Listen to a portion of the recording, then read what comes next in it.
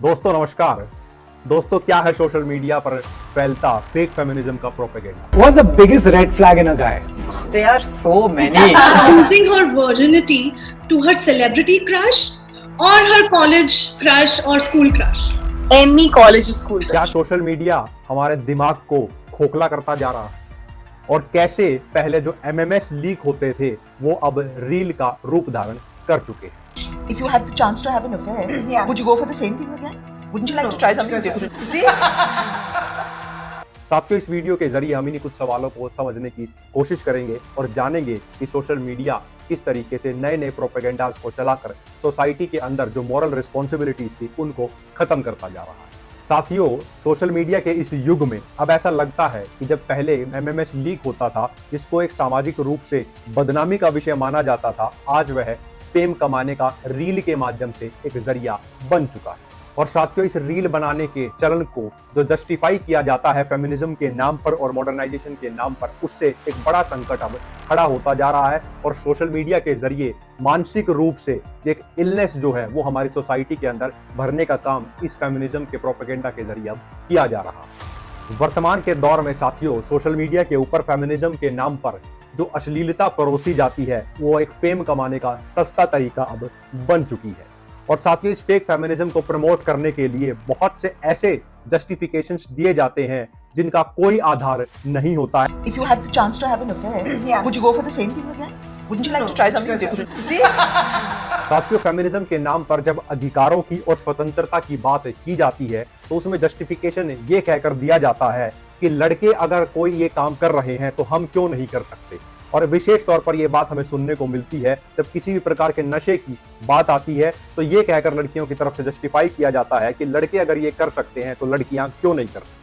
यानी कि उनका ये जस्टिफिकेशन है कि अगर कुछ लड़के नशे में इन्वॉल्व हैं तो उसको आधार के रूप में उपयोग कर कर लड़कियां भी इसे स्वतंत्रता का एक अधिकार मान रही हैं। और फेमिनिज्म का जो है पूरा नैरेटिव है वेस्टर्न कल्चर को से इन्फ्लुएंस होकर जो ये काम किए जा रहे हैं उसको इस बात से जस्टिफाई किया जा रहा है कि अगर लड़के कर रहे हैं तो हम भी ये काम कर सकते हैं। और साथियों इस जस्टिफिकेशन के आधार पर कुछ और बातें भी हमें सुनने को मिलती हैं, वो ये है कि हमारी जिंदगी है हम अपने हिसाब से जिएंगे। मॉडर्नाइजेशन है वर्तमान में वेस्टर्न कल्चर के साथ इस थॉट को प्रोपेगेट भी हम लगातार करते जा रहे हैं। फ्रीडम और लिबर्टी को फेमिनिज्म का चोला पहनाकर एक नई परिभाषा अब समाज के अंदर गढ़ दी गई है। साथियों रील्स के जरिए और वीडियो क्लिप्स बनाने के साथ साथ व्लॉग के माध्यम और स्टैंड अप कॉमेडी के जरिए भी अब वल्गैरिटी को प्रमोट करना ही फेमिनिज्म की परिभाषा बन चुका है। अब मेरी के ऊपर पापा की परी लिखा हुआ है। पापा अंदर परी बाहर मल्टीफंक्शनल टैटू। साथियों इन लोगों को जो वल्गैरिटी परोसते हैं और एक फेक फेमिनिज्म का प्रोपेगेंडा चलाते हैं उनको हम सोशल मीडिया के ऊपर इन्फ्लुएंसर का दर्जा देकर भी कहीं ना कहीं हम भी इस फेक फेमिनिज्म के प्रोपेगेंडा का हिस्सा बन चुके हैं, क्योंकि इस प्रकार का एक नैरेटिव चलाने वाले लोग किसी भी रूप में समाज के लिए इन्फ्लुएंसर नहीं हो सकते। साथियों इस फेक फेमिनिज्म के कारण हमारे दिमाग के अंदर इतनी टॉक्सिसिटी भर चुकी, इतना जहरीलापन भर चुका है कि हम जो सही मायने में जिनसे प्रभावित समाज को होने की जरूरत है उनको हम सोशल मीडिया पर ट्रोल करने लगे हैं और जो इस प्रकार का फेक फेमिनिज्म का एजेंडा लेकर सोशल मीडिया पर काम करते हैं उनको हम इन्फ्लुएंसर का दर्जा देने लगे हैं। साथियों हाल ही में यूपी बोर्ड में जो एक लड़की ने टॉप किया उसको सिर्फ सोशल मीडिया पर इस बात के लिए ट्रोल किया जा रहा है कि उस लड़की के हल्के से अपर लिप्स ज्यादा है, लेकिन इस बात पर कोई गौर नहीं कर रहा है कि उस लड़की ने पूरे उत्तर प्रदेश के अंदर टॉप किया है। साथियों उस लड़की को इस हद तक ट्रोल किया गया कि उसके माँ बाप की भी हरासमेंट हमें देखने को मिली और यहाँ तक कि उस लड़की ने भी ये कह दिया कि शायद मैं फर्स्ट ना ही आती वही मेरे लिए बेहतर था। एक दो कम हो जाते तो टॉप पर ही ना आती तो शायद इतना फेमस भी ना होती तो ज़्यादा ठीक रहता। तो साथियों जो सही मायने में वुमेन एम्पावरमेंट की बात है, जो शिक्षा से जुड़ी हुई बात है, उन हमारी बहनों को ट्रोलिंग का सामना करना पड़ता है और जो लोग वल्गैरिटी फैलाकर फेमिनिज्म और लिबर्टी और अधिकारों की बात करती हैं उनको हम इन्फ्लुएंसर का दर्जा दे रहे हैं। साथियों हाल ही में सोशल मीडिया पर एक क्लिप बड़ा वायरल हुआ था, सबसे पहले आप एक बार उसको सुनिए। भाई मेरे को पता है क्या समझ में आया, मैं ना जैसे श्रीदेवी अपने पति को बेचाती है ना उस मूवी में, कौन सी थी वो, कौन सी मूवी थी जिस मूवी, अबे जे से नाम था यार, जुदाई।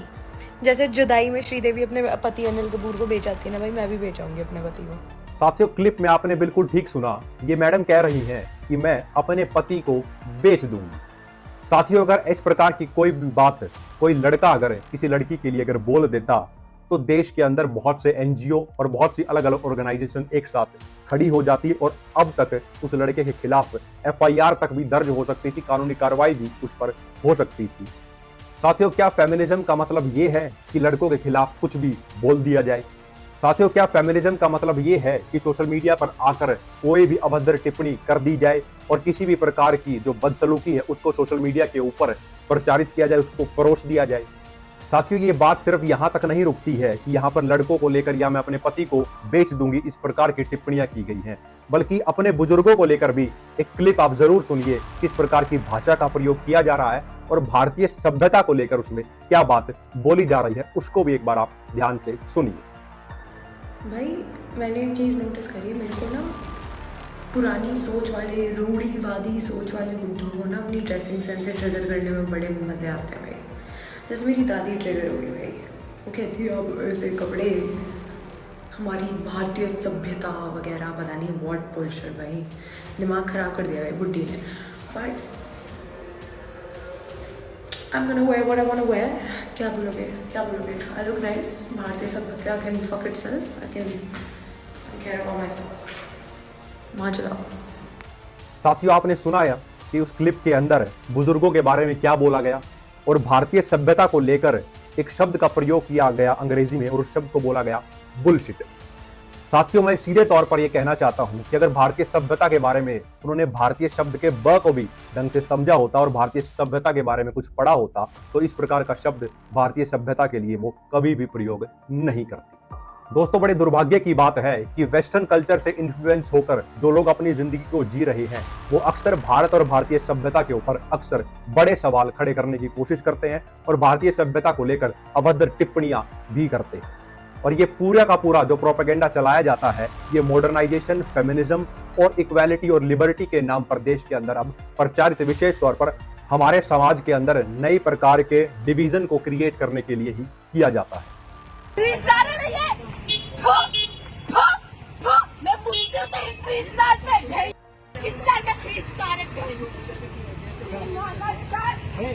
दोस्तों, ऐसी अनेकों क्लिप्स सोशल मीडिया पर हमें देखने को मिलती हैं जहां पर फेमिनिज्म के नाम पर सिर्फ बदतमीजी और बदसलूकी को ही प्रचारित किया जाता है, अपने बुजुर्गों के ऊपर, माँ बाप के ऊपर और सोसाइटी के बड़े हिस्से के ऊपर अभद्र टिप्पणियां करने के काम ही किए जाते हैं। वह चाहे रील्स बनाने के जरिए हो, चाहे वह स्टैंड अप कॉमेडी के जरिए हो, चाहे वह ब्लॉग्स बनाकर किए जा रहे। लेकिन साथियों, इसी बीच मैं उन हमारी बहनों का भी धन्यवाद करना चाहता हूं जो इस प्रकार की जब क्लिप्स महिलाओं की वायरल होती हैं तो उस पर खुलकर एक महिला होने के नाते उस पर सवाल खड़े करती हैं, क्योंकि सही मायने में वही वुमेन एम्पावरमेंट है और वही सही मायने में फेमिनिज्म का भी एक सच्ची परिभाषा है। साथियों, भारतीय सभ्यता की अगर हम बात करते हैं तो भारत में फेमिनिज्म का मतलब क्या है और वुमेन एम्पावरमेंट का मतलब क्या है, उसके लिए हमें इस बात पर गौर करनी चाहिए कि इतिहास में हमारे देश के अंदर महिलाओं का क्या दर्जा हमेशा से रहा है। साथियों, हाल ही में हमने एक वीडियो अपलोड की थी कि भारत की जो पहली महिला जासूस थी उनकी क्या कहानी है। साथियों, ये है सही मायने में फेमिनिज्म का मतलब और महिला सशक्तिकरण का मतलब, क्योंकि भारत में हमेशा महिला को मातृशक्ति के नाम से बुलाया गया है और मातृशक्ति ना सिर्फ शक्ति का प्रतीक है बल्कि त्याग और शांति का भी प्रतीक है।